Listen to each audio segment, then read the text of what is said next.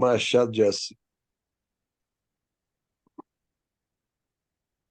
A literatura sobre Machado de Assis é muito vasta, né? E, digamos assim, e dá margem a várias interpretações que não têm nenhum apoio na realidade dos fatos, nos pesquisadores, vamos dizer assim, de maior gabarito. Eu também, olha aqui, tem um detalhe também. Talvez eu vá me repetir inúmeras vezes, mas é que eu falo tanto do Machado de Assis que às vezes não sei se já falei para esse auditório o que eu vou dizer, mas se eu tiver, vocês vão perguntando, né? Então, eu sempre digo que a melhor biografia do Machado de Assis não foi feita por nenhum brasileiro, foi feita por um francês, Jean-Michel Massat, que ele tem um livro que é muito bom, chama-se A Juventude de Machado de Assis. Ele faz esse texto até a época do casamento do Machado. Depois ele sai de cena. Por quê? Porque a Academia Brasileira de Letras é um lugar assim de muitas vaidades, né? Talvez aqui vocês não tenham apreciado, mas eu, quando tive que fazer uma participação lá com o Sérgio Paulo Rouanet, né, eu fiz uma crônica sobre a academia. Eu passei lá uma tarde, é uma coisa sensacional. Parece uma corte francesa do século XVII. Uma coisa curiosa. Eu fiz até na época uma crônica, mas esqueci de trazer. Bom, então, o que aconteceu? Os homens lá da Academia Brasileira achavam que não era possível ter a vida do Machado de Assis escrita por um francês. Aí boicotaram o francês que ia continuar, né, a pesquisa dele, porque a pesquisa dele é interessantíssima, né? Tem dois grandes pesquisadores da obra do Machado de Assis, esse dos antigos, né? Que é Gondim da Fonseca, que esse eu já apresentei algumas vezes, até para algumas pessoas aqui do grupo, naquela época lá que nós estávamos falando daquelas cartas, Mário de Andrade, aquele negócio todo. Bom, que o Gondim da Fonseca ele tinha descoberto a psicanálise ali por volta de 1950 e tal. Então ele fez um texto sobre Machado de Assis que entrava toda hora a psicanálise. Isso é por causa disso, a psicanálise já diz, Freud já diz. Ele estava encantado pela psicanálise e fazia sem o maior comprometimento. Ele fazia várias elucubrações a respeito da vida do Machado de Assis, fazendo uma psicobiografia que, pior do que a dele é interessante, a pior de todas é a do Leme Lopes.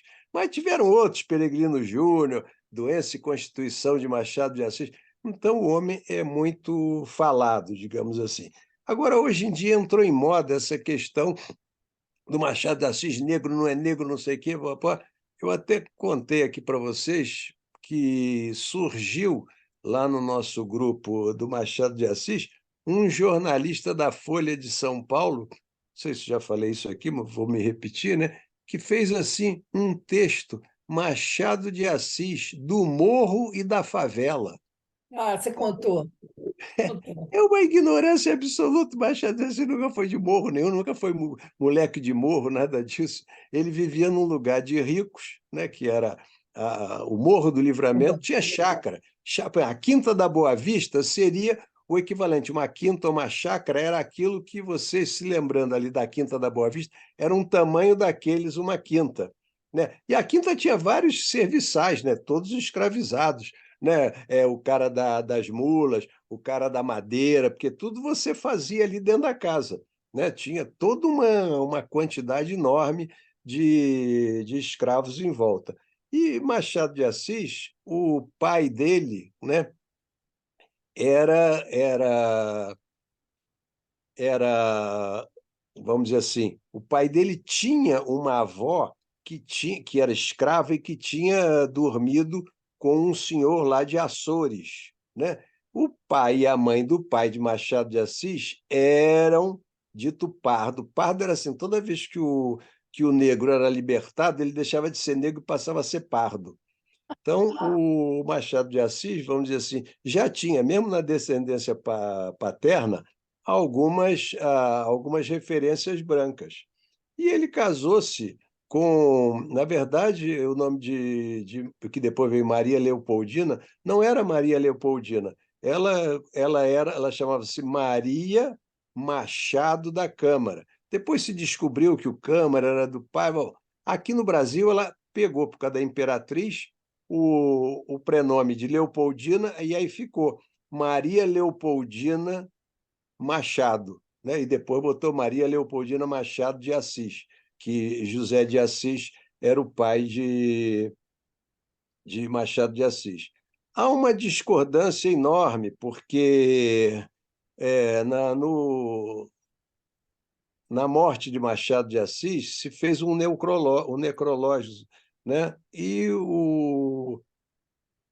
Uma das críticas que fez o Joaquim Nabuco ao necrológico é que o cara fala em mulato, e ele diz que aquilo é pejorativo, não pode colocar aquilo e tal, que ele sempre viu Machado de Assis como grego e etc. Essa interpretação do grego seria um pouco assim, como Machado de Assis foi um autor, né, que falou do mundo psíquico. O Machado de Assis tem uma frase lapidar que parece até freudiana, né? Se bem que ele é anterior ao Freud, né? Que ele vai dizer: a natureza não me interessa, o que me interessa é o homem. Então, todo o texto dele é sempre sobre o mundo psicológico das pessoas. Agora, como ele teve essa percepção, onde que ele bebeu, que fonte foi essa, não temos nada como saber. Nós podemos saber que a mãe dele era uma moça que, quando chegou ao Brasil, já sabia ler e escrever. Há uma hipótese de ela ter aprendido aqui, mas é muito remota. Ela chegou aqui com 10 anos e, segundo a interpretação do Massá, ela já devia saber ler e escrever. E Maria José de Mendonça era uma senhora muito rica, uma viúva muito rica, e parece que na casa dela havia um certo caldo de cultura, do qual se beneficiou Machado de Assis. Evidente que Machado de Assis trabalhou, né, muito tempo como tipógrafo, né, numa tipografia. Isso fez com que? Com que ele dominasse muito a língua, porque você se lembrar como era uma tipografia, você tinha que pegar aquele chumbinho, letra por letra, e ficar fazendo a composição da palavra. Então, você passando o dia inteiro fazendo aquilo, daqui a pouco você estava com um domínio da língua até muito grande, porque você tinha que ficar enchendo aquilo, acertando as palavras e tal. Então, por Luiz, aí, mas... Oi? e de forma invertida.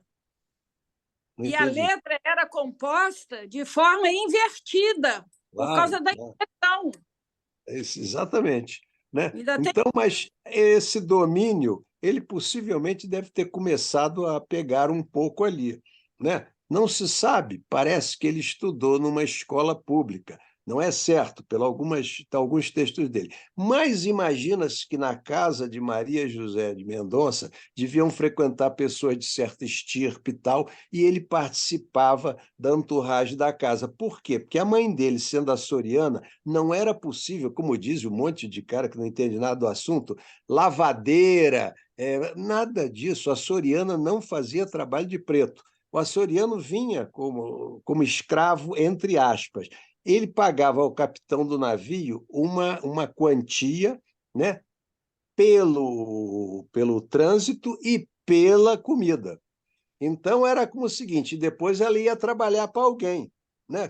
Ela ia trabalhar para alguém que pagou essa conta dela ao comandante do navio, né?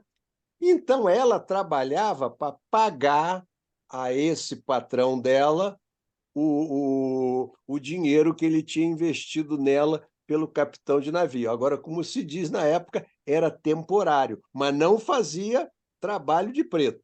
A Soriana não fazia trabalho de negro, como se dizia.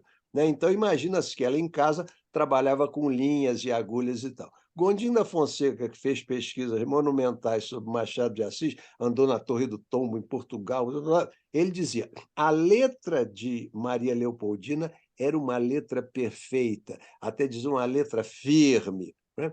Isso já falava que ela tinha acesso à leitura, ela tinha acesso à caligrafia, ela escrevia.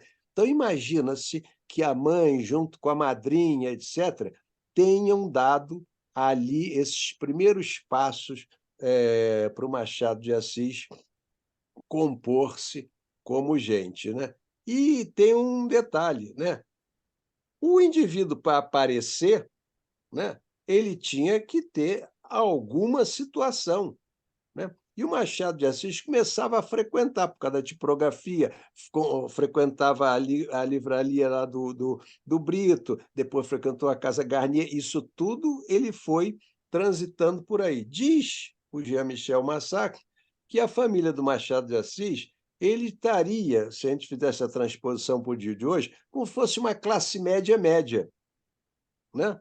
Uma classe média-média, numa época em que o analfabetismo granjeava, né? 70% da população brasileira não lia letra cursiva, né? Poucos, né? 30%, às vezes 20%, sabiam ler e escrever. Então, ele, com esse domínio que tinha da língua, e ele era um grande frequentador de teatros, etc. Alguns também que não entendem muito do assunto dizem, mas Machado de Assis foi censor do teatro, participar da censura. Claro, porque o censor, se ele trabalhasse de graça, ele podia ir ao teatro de graça. Então, Machado de Assis se apresentou candidato a ser censor, porque simplesmente recebia todas as entradas de teatro de graça, não precisava pagar. Por isso é que ele era censor de teatro. O pessoal diz que ele era de direita, por aí vai, né? Então, é uma situação complicada essa questão de dizer, né, que Machado de Assis era de direita, etc. A questão da afrodescendência tem essa questão aí. A máscara mortuária do Machado de Assis é de um afrodescendente. Tem lábios grossos, tem um nariz um pouco achatado, cabelo um pouco encaracolado, mas o Joaquim Nabuco diz que não, que você podia dizer que ele era preto ou era branco. E aí tem o Massad, diz, pela lei de Mendel, ele podia ter nascido branco, preto, mulato, né? Porque naquela época ele ficava na categoria de mulato. Mas um sujeito naquele tempo não podia se assumir como um descendente de negros, porque ele ficaria, entendeu, numa posição diminuída frente aos outros. Então ele nunca falou sobre isso. Nunca, não existe nenhum registro que diga que o Machado de Assis disse que era preto nem que era branco. Agora, tem várias passagens dele, e aí eu tenho aqui, né, a última edição, né, eu já mostrei esse livro aqui, Machado de Assis Afrodescendente, que recebi de presente da minha amiga Sandra. Eu tinha uma edição antiga, ela me trouxe a última edição, que é a terceira, muito mais documentada, e que eu recomendo, se alguém tiver interesse, né, na questão aí nas questões do Machado de Assis, né? Agora, é uma coisa muito interessante você ver na literatura machadiana, eu vou apenas mantendo a minha linha aqui de a explicar. Veja só, aqui nós temos 1, 2, 3, 4, 5, 6, 7, 8, 9, 10, 11, 12, 13, 14, 15, 16, 17, 18, 19, 20, 23, ele era jornalista. Crônicas dele, né, na Gazeta de Notícias, em que faz referência criticamente à escravatura. Ele tem, né, na crítica teatral, ele faz referência, tem 2 críticas dele. Contos, que eu vou aqui sintetizar um, porque é muito interessante. Ele tem Virgínios, ele tem Mariana, ele tem a Mulher Pálida, tem o Espelho, tem o Caso da Vara e tem o Pai contra a Mãe, que é considerado um texto muito interessante sobre essa questão da escravatura. Romances, tem citações em quase todos os romances. Machado escreveu 10 romances. Aqui tem 1, 2, 3, 4, 5, 6, 7, 8, 9, 10. 10 romances ele cita a questão da escravatura criticamente, né? Como tem depois, no livro desse rapaz aqui, né, do Eduardo Duarte, né, tem um texto muito interessante que chama-se Raça, Estigma e Literatura, que ele cita até, comparando com as questões do Machado de Assis, né, ele cita até o Achille Mbembe, né, com a questão da questão desse conceito, né, de raça negra, é a chamada razão negra ocidental, né? Ele faz considerações muito interessantes sobre isso, eu não vou ler aqui porque temos pouco tempo, né? Mas muito interessante, é um trabalho muito bem feito, em que mostra que, na verdade, como não é, como eu disse, eu citei aqui, né, até por acaso, no dia 19 de maio, né, desse ano, eu enderecei uma carta, né, à nossa jornalista, né, Cora Roney, quando ela diz que aqui, nesse texto que eu vou sintetizar um pouco, Pai contra a Mãe, foi a única vez que Machado de Assis falou contra a escravatura. Mas Mas vem cá, como é que pode isso? É uma ignorância, digamos, sacrossanta, né? Mas ela disse isso, eu enviei-lhe uma carta, ela naturalmente não me respondeu. Mas eu gostaria, nessa situação, até de deixar claro para vocês, né, através desse poema, que eu vou ter que sintetizar ele um pouco, porque senão não vai dar para ler todo. Então, mas umas partes aqui são muito interessantes. Eu vou ler, né, aqui, mostrando como ele começa. Ele começa um texto, né, falando sobre. Vou ter que botar mais luz aqui. Ele começa o texto falando sobre a escravidão. Veja só, né? Primeiro eu vou ler aqui. Pai contra mãe. A escravidão levou consigo ofícios e aparelhos, como terá sucedido a outras instituições sociais. Não cito alguns aparelhos, senão por se ligarem a certo ofício. Vejam os aparelhos agora. Um deles era o ferro ao pescoço, outro o ferro ao pé. Havia também a máscara de folha de Flandes. Folha de Flandes é esse material comum aí que se vê, tudo que se usa aí de ferro, tá bom. A máscara fazia perder o vício da embriaguez dos escravos por lhes tapar a boca. Tinha só 3 buracos, 2 para ver, um para respirar, e era fechada atrás da cabeça por um cadeado. Com o vício de beber, perdiam a tentação de furtar, porque geralmente era dos vinténs do senhor que eles tiravam com que matar a sede, e aí ficavam 2 pecados extintos, e a sobriedade e a honestidade certas. Era grotesca tal máscara, mas a ordem social e humana nem sempre se alcança sem o grotesco e, alguma vez, o cruel. Os funileiros as tinham penduradas à venda na porta das lojas, mas não cuidemos de máscaras. O ferro ao pescoço era aplicado aos escravos fujões. Imaginai uma coleira grossa, com a haste grossa também à direita ou à esquerda, até o alto da cabeça e fechada atrás com chave. Pesava, naturalmente, mas era menos castigo que sinal. Escravo que fugia assim, onde quer que andasse, mostrava um reincidente e, com pouco, era pegado. Há meio século, os escravos fugiam com frequência. Eram muitos e nem todos gostavam da escravidão. Sucedia ocasionalmente apanharem pancada, e nem todos gostavam de apanhar pancada. Grande parte era apenas repreendido.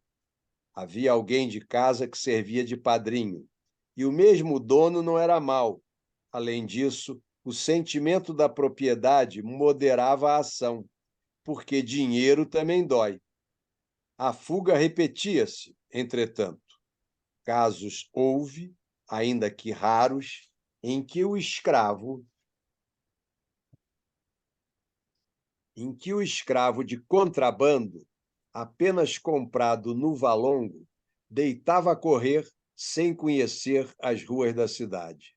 Dos que seguiam para casa, não raro, apenas ladinos, pediam ao senhor que lhes marcasse aluguel e iam ganhá-lo fora quitandando. Quem perdia um escravo por fuga dava algum dinheiro a quem lhe o levasse. Punha anúncio nas folhas públicas com os sinais do fugido, o nome, a roupa, o defeito físico, se o tinha, o bairro por onde andava e a quantia de gratificação. Quando não vinha a quantia, vinha a promessa: gratificar-se-á generosamente, ou receberá uma boa gratificação. Muita vez, o anúncio trazia em cima ou ao lado uma vinheta, figura de preto, descalço, correndo, vara ao ombro e na ponta uma trouxa. Protestava-se com todo o rigor da lei contra quem o açoitasse. Agora você veja só. Ora, pegar escravos fugidios era um ofício do tempo.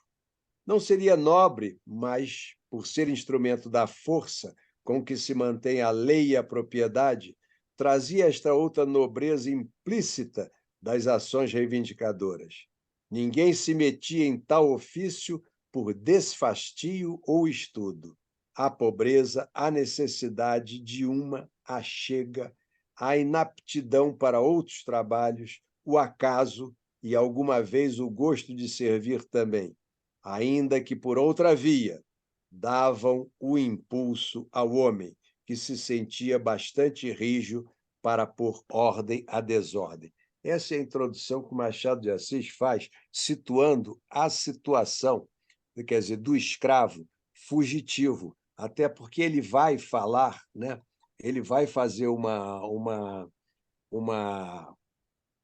texto sobre o escravo. Então, eu vou, assim, rapidamente, para facilitar, né, contar aqui a história.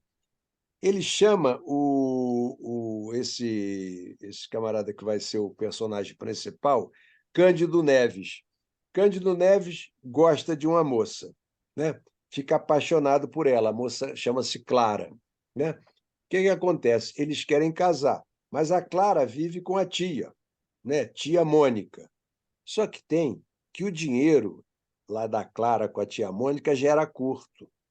E o Cândido Neves não arrumava emprego nenhum, porque ele não gostava de nenhum emprego. Todos os que ele tentava, ele desistia porque achava muito chato. Ele queria uma coisa diferente, né?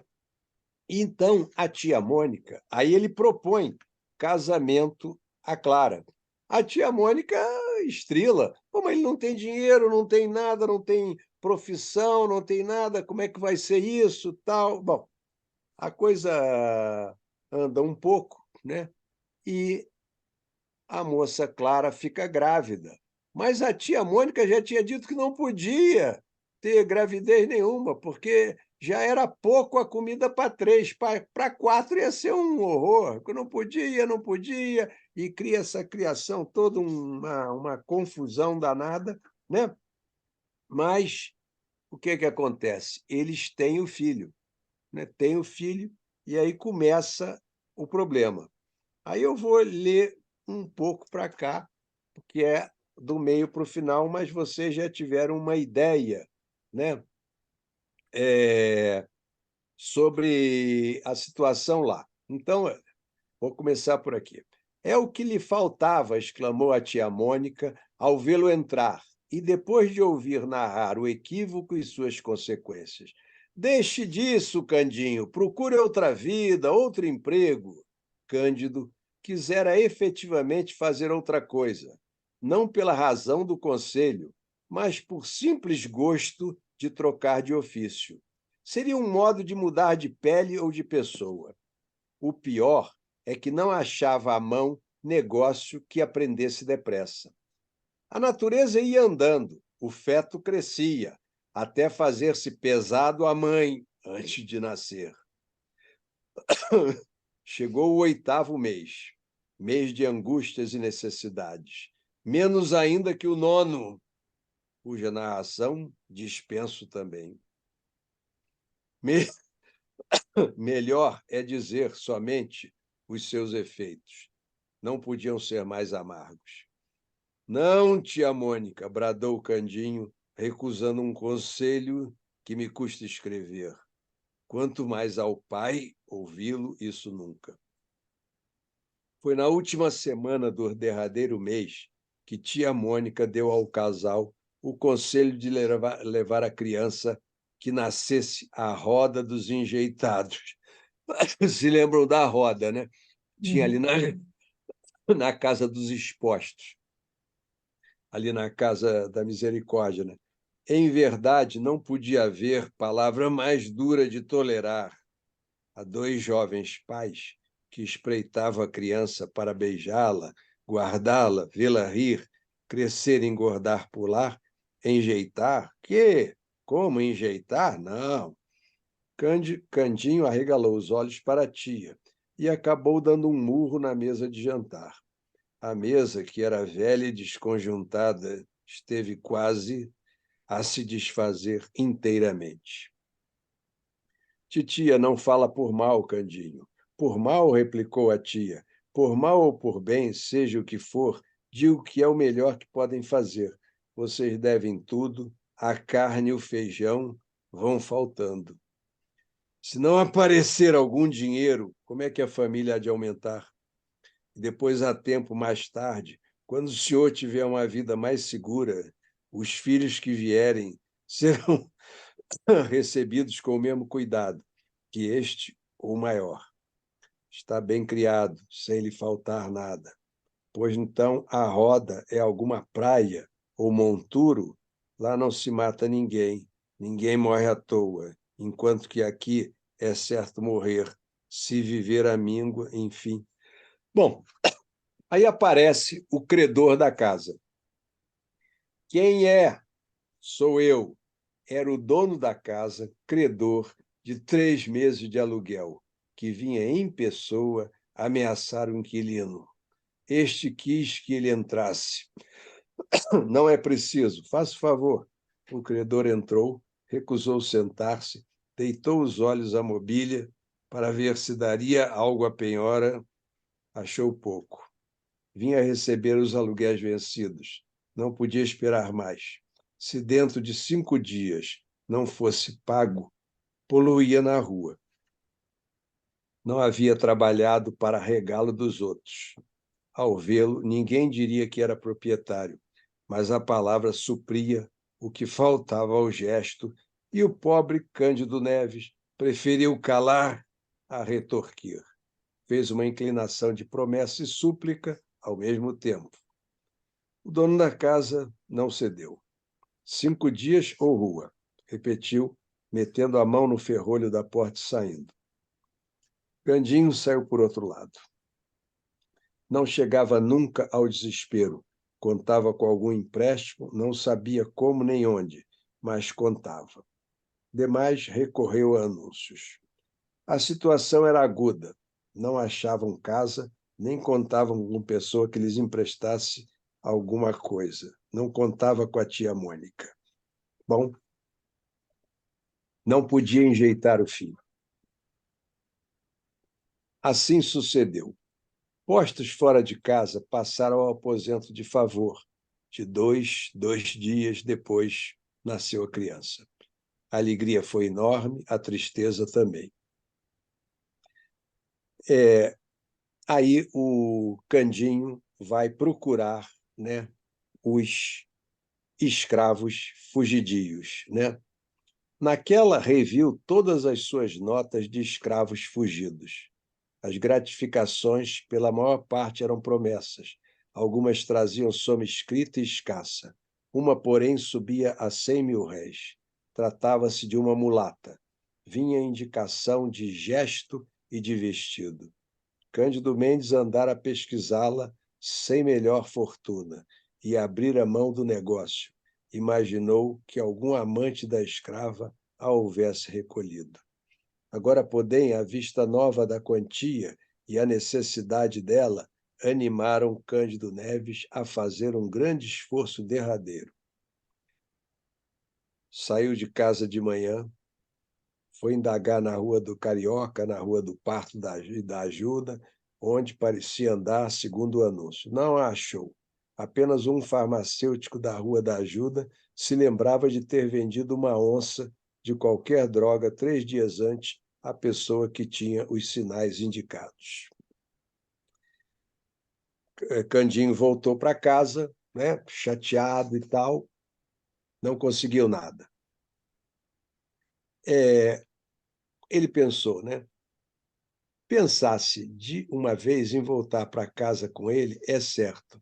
Não menos certo é o que agasalhava muito, que o beijava, que cobria o rosto para preservá-lo do sereno. Ao entrar na Rua da Guarda Velha, Cândido Mendes começou a afrouxar o passo. Hei de entregá-lo o mais tarde que puder, murmurou ele. Mas não sendo a rua infinita ou sequer longa, viria a acabá-la. Foi então que lhe ocorreu entrar por um dos becos que ligava à Rua da Ajuda. Chegou ao fim do beco, indo dobrar à direita na direção do Largo da Ajuda, quando viu do lado oposto um vulto de mulher. Era a mulata fugida. Não dou aqui a comoção de Cândido Neves por não poder fazê-lo com uma intensidade real. Um adjetivo basta, digamos, enorme. Descendo a mulher, desceu ele também. A poucos passos estava a farmácia onde obtivera a informação que referi acima. Entrou, achou o farmacêutico, pediu-lhe a fineza de guardar a criança por um instante, viria buscá-la sem falta. Assim, porque ele estava com o neném dele nos braços para deixar na roda. Eu tive que pular essa parte. Bom, Cândido Neves não lhe deu tempo de dizer nada. Saiu rápido, atravessou a rua até o ponto em que pudesse pegar a mulher sem dar alarma. No extremo da rua, quando ela ia descer a de São José, Cândido Neves aproximou-se dela. Era a mesma, era a mulata fujona. Arminda! Bradou, conforme a nomeava o anúncio. Arminda voltou-se sem cuidar malícia. Foi só quando ele, tendo tirado o pedaço de corda da algibeira, pegou dos braços da escrava, que ela compreendeu e quis fugir. Era já impossível. Cândido Neves, com as mãos robustas, atava-lhe os pulsos e dizia que andasse. A escrava quis gritar. Parece que chegou a soltar alguma voz mais alta que a de costume, mas entendeu logo que ninguém viria libertá-la. Ao contrário, pediu então que a soltasse pelo amor de Deus. Estou grávida, meu senhor, exclamou. Se vossa senhoria tem algum filho, peço-lhe por amor dele que me solte. Eu serei tua escrava, vou servi-lo pelo tempo que quiser. Me solte, meu senhor moço. Siga, repetiu Cândido Neves. Me solte, não quero demoras, siga. Houve aqui luta, porque a escrava gemendo arrastava-se a si e ao filho. Quem passava ou estava à porta de uma loja compreendia o que era naturalmente e não acudia. Arminda ia alegando que o senhor era muito mau e provavelmente a castigaria com açoites, coisa que, no estado em que ela estava, seria pior do que sentir. Com certeza, ele lhe mandaria dar açoites. Você que tem culpa. Quem lhe manda fazer filhos e fugir depois? Perguntou o Cândido Neves. Não estava em maré de riso, por causa do filho que lá ficara na farmácia. Ele tinha deixado o filho dele na farmácia, à espera dele.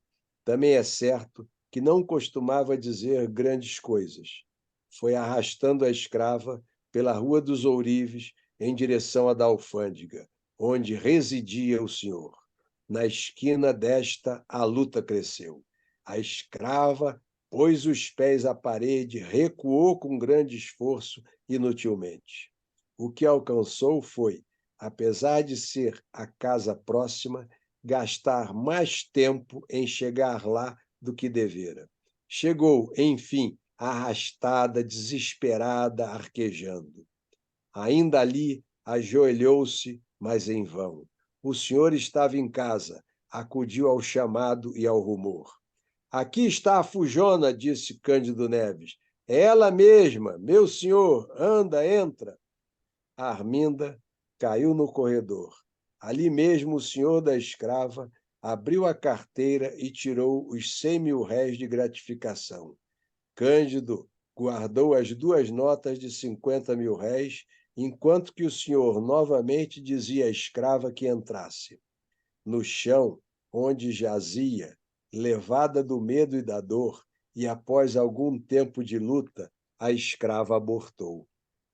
O fruto de algum tempo entrou sem vida nesse mundo, entre os gemidos da mãe e o gesto de desespero do dono. Cândido Neves viu todo esse espetáculo. Não sabia que horas eram.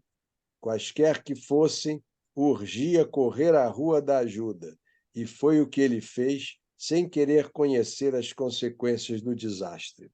Quando lá chegou, viu o farmacêutico sozinho, sem o filho que lhe entregara. Quis esganá-lo. Felizmente, o farmacêutico explicou tudo a tempo. O menino estava lá dentro com a família, e ambos entraram. O pai recebeu o filho com a mesma fúria com que pegara a escrava fujona de há pouco. Fúria diversa, naturalmente fúria de amor. Agradeceu depressa e mal, e saiu às carreiras, não para a roda dos enjeitados, mas para a casa de empréstimo com o filho e com os 100.000 réis de gratificação. Tia Mônica, ouvida a explicação, perdoou a volta do pequeno, uma vez que trazia os 100.000 réis. Disse, é verdade, algumas palavras duras contra a escrava, por causa do aborto, além da fuga. Cândido Neves, beijando o filho, entre lágrimas verdadeiras, abençoava a fuga e não se lhe dava do aborto. Nem todas as crianças vingam, bateu-lhe o coração. Este foi o texto que Machado de Assis é considerado uma ode à escravatura e tem esse nome singelo de pai contra mãe. O que acharam? Muito bom, muito bom. Legal. Muito bom. Bom mesmo.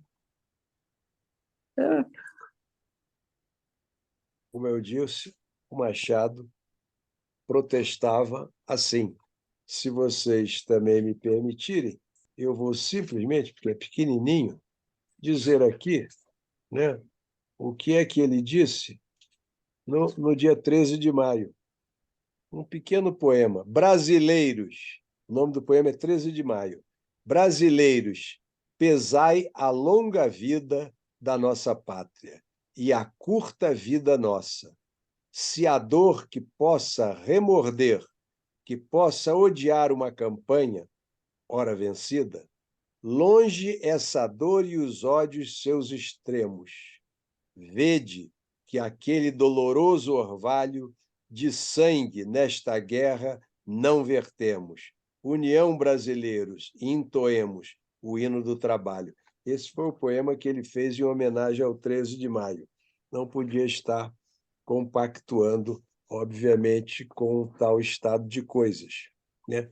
Mas, como eu digo, a cultura não são todos que têm acesso. Então, tem essa história, como eu citei a nossa jornalista aí global, a dizer que o único texto do Machado de Assis, quando o livro, como digo, é bastante grosso, se verem a lombada, né, para a defesa aqui do nosso maior escritor brasileiro, que foi considerado, apesar de eu não gostar muito dele, tem algumas críticas ao Harold Bloom, entendeu? Ele é muito interessante, tal, mas ele comentou que, para ele, né, o Machado de Assis é um dos 100 maiores escritores do mundo. Não é do Brasil, do século XIX, não, do mundo. Porque E como eu sempre lembro a vocês, né, que é um cargo-chefe que eu sempre digo e chamo a atenção, Machado de Assis falou muito antes do Freud quais eram os 3 tipos de ciúme, né? Uhum. Então, só isso já é uma coisa, em Dom Casmurro, naturalmente, né? Só isso, Dom Casmurro é de 1899 e o Freud vai publicar o livro dele em 23, né? Então, é muito anterior, e como Freud tinha razão, né? Os poetas são os que mais sabem da alma humana. São eles os precursores, como ele disse, da psicologia, né? Ele usou essa expressão.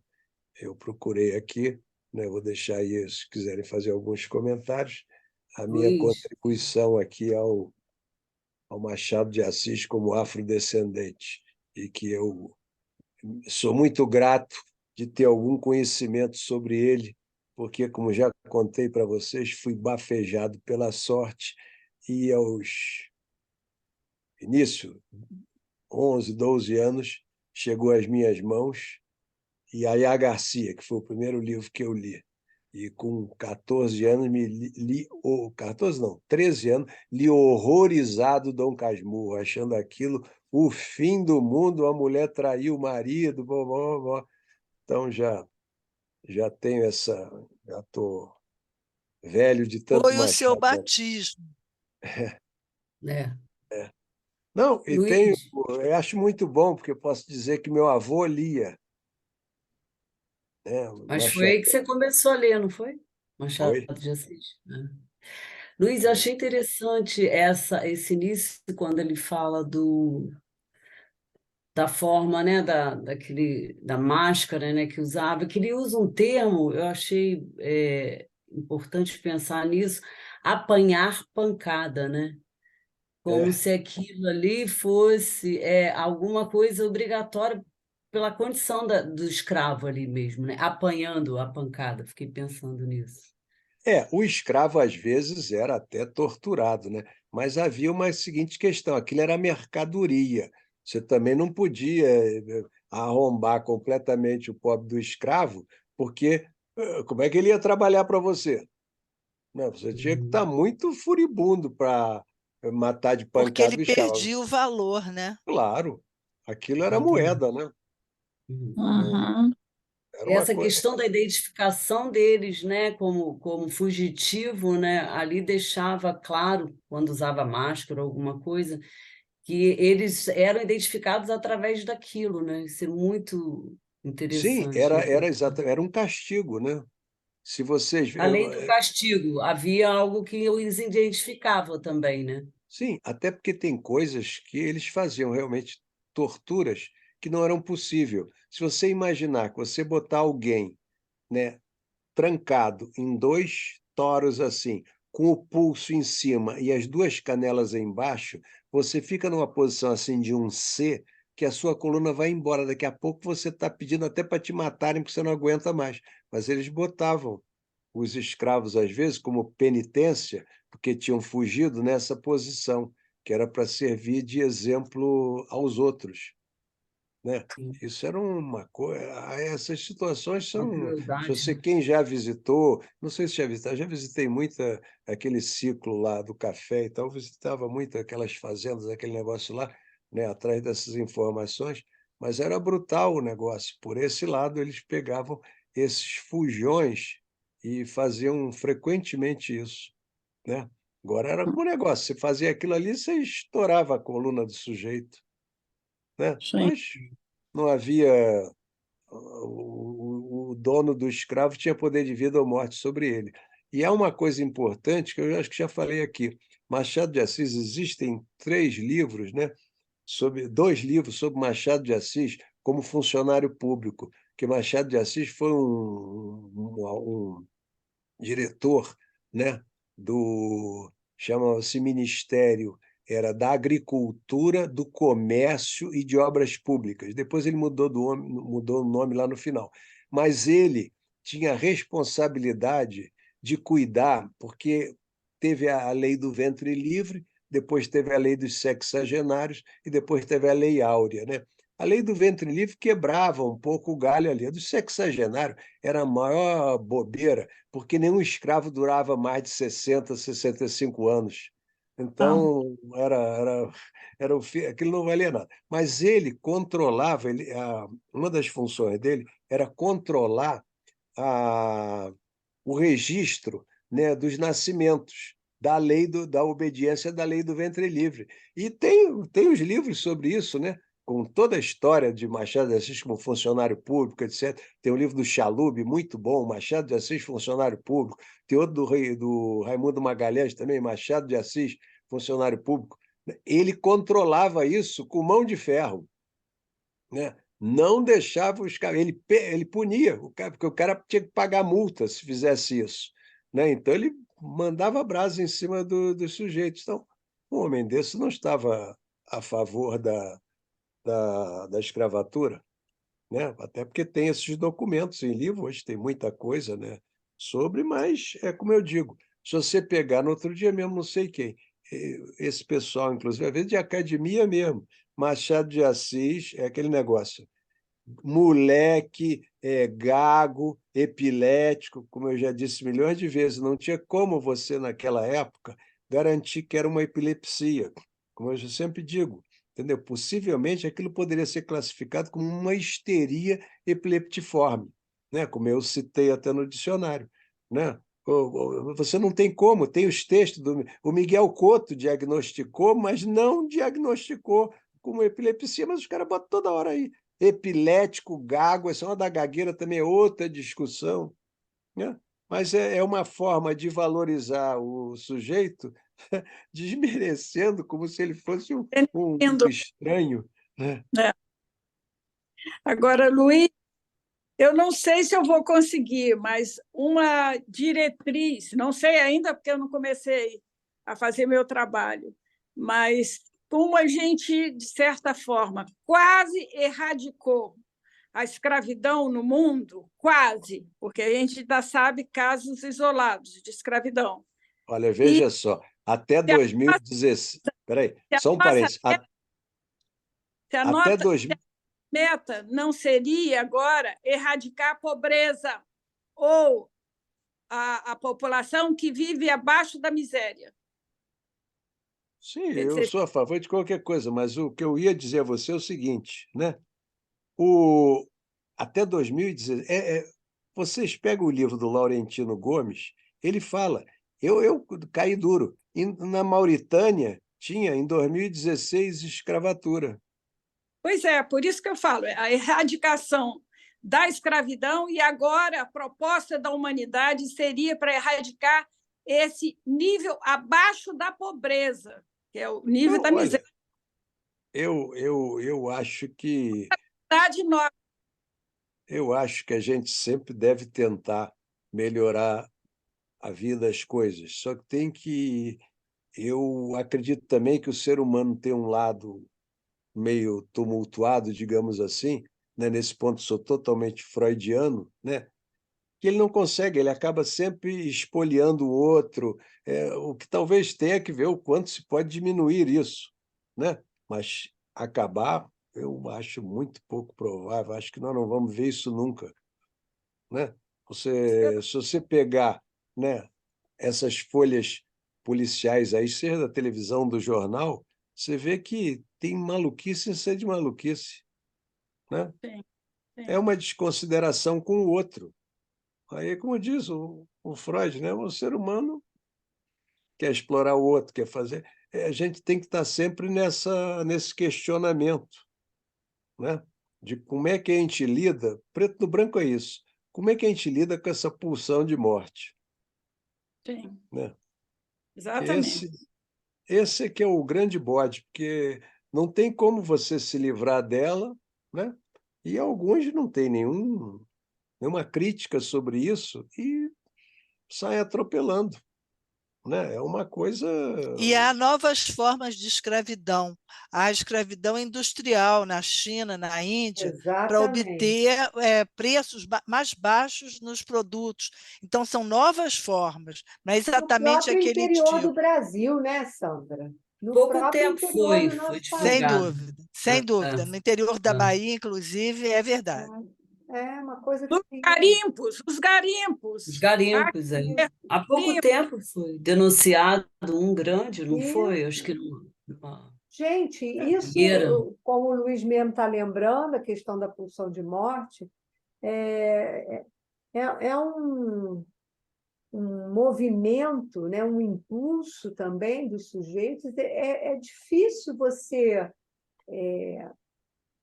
impedir esse movimento destrutivo em relação ao outro, em relação ao menos favorecido. Eu recebi no consultório uma pessoa, assim, eu fiquei muito impressionada com o discurso de uma família de imigrantes, né? Ele disse: eu detesto preto, tenho horror a preto. E você tem que escutar isso numa entrevista. Odeio preto. Eu não, eu passo longe. Existem essas coisas, né? Existe. Você veja, né? Como é que está aí? O Brasil bota toda hora aí. Eu sei que aqui em casa tem só as defensoria pública, né? A quantidade de feminicídios que tem, É, parece que, entendeu? Parece que não melhora, piora, aumenta. Como é que pode, né? Mas, né? São coisas que eu digo, nós temos que ver o que é possível fazer, mas erradicar, eu acho e é impossível. interessante isso, né? Porque mesmo nos países mais, eu estava relendo sobre a questão no mal-estar mesmo, sobre a questão da pulsão de morte, quanto mais a cultura tenta restringir, mais a coisa explode em termos de pulsão de morte por outros caminhos, até mesmo nos Estados Unidos, né? Você vê que é um país eu não diria civilizado, mas enfim, que tem tantas regras, né? Tantos limites, e lá volta e meia a coisa explode, né? Uma violência muito, muito grande. Eu acho que isso, enfim. Vocês vejam, né? Esses países muçulmanos aí, como tratam as mulheres, no outro dia eu disse, tem que ver como é que são essas mães lá, nesses lugares, no Afeganistão, tem que mandar ver como é que são as mães, porque esses caras têm tanta raiva de mulher, né? Que doideira é essa, né? Então, por quê, né? E coisas assim que são Será que a gente pode complicadíssimas. dizer, vejam bem, será que a gente pode dizer que, é uma pergunta, que eu acabei de falar, né? Quanto mais se coloca limites, se restringe, né? a, a, a possibilidade do sujeito se expressar, dele se. Como é que eu posso dizer? É isso, de se expressar, De de ter seus assistir. movimentos minimamente acolhidos, né? Quanto mais você restringe, a gente pode dizer que mais a violência comparece, né? Em pequenos bolsões de violência? Será? Porque nas grandes cidades, né, volta e meia você tem também, né, questões referentes à violência, agressividade muito, muito forte.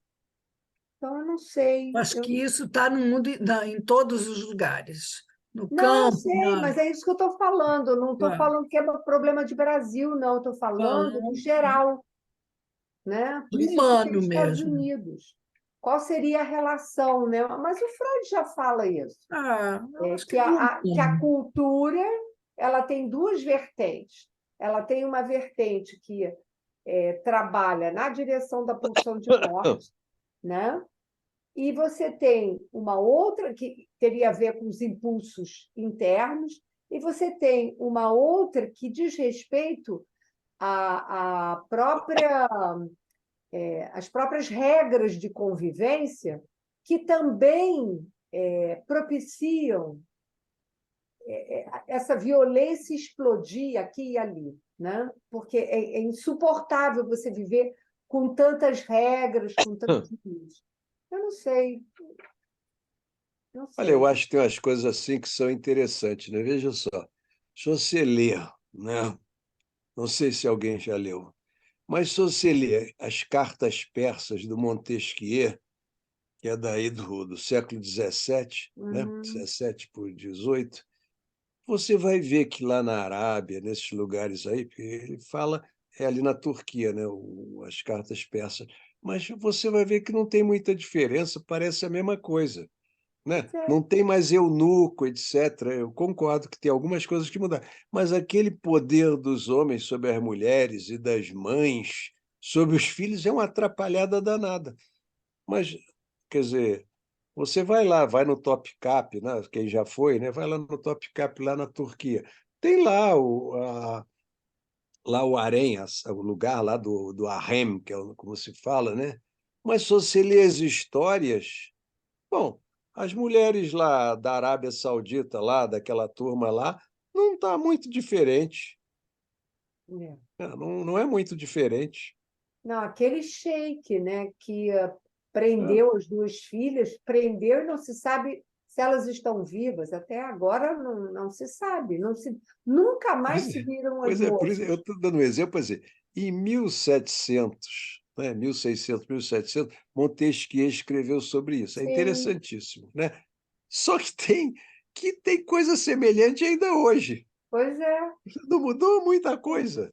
Mudou assim, os eunucos pararam de. Que tem eunuco completo e eunuco parcial. Né? O eunuco completo era difícil ter, porque você fazia amputação do pênis, uma hemorragia danada, não sei o que, normalmente o rapaz lá morria. Mas eunuco Mas parcial, eles não tiravam, tem mais isso. era a bolsa escrotal. Pois é, o parcial é você retirar a É. bolsa, mas tem o Mas eunuco completo, que tinha um valor muito maior. Né? Mas essas castrate, amputações do pênis, elas davam muitas vezes zebra, que é infecção, o eunuco morria. Né? Mas era valorizadíssimo.